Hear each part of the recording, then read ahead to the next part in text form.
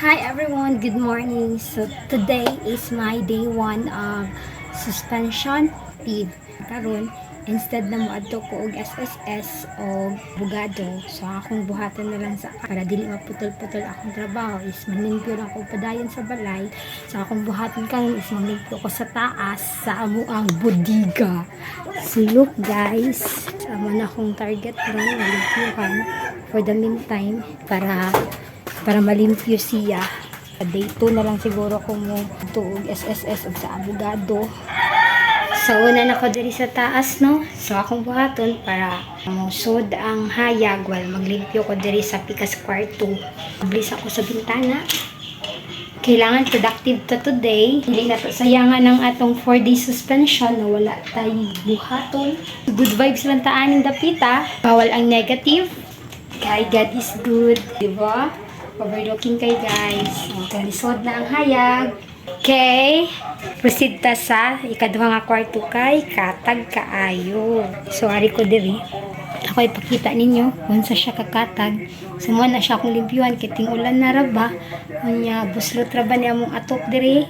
So, kinahanglan, malimpyuhan ako siya before ting ulan. So, sakto kaayo na ako 4 days. See you!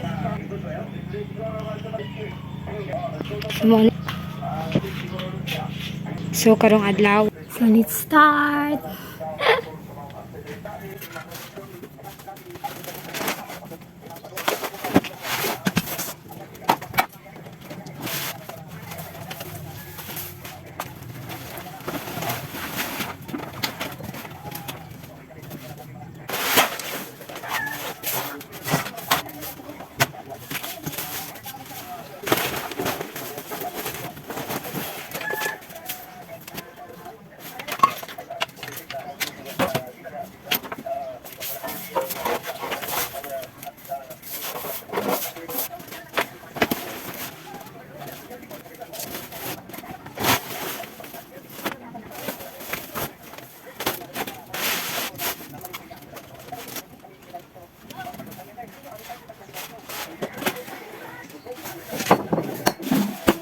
Finally, human na jud kog limpyo.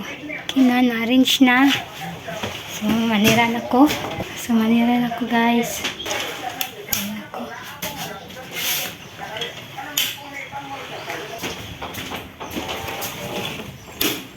Manira ta.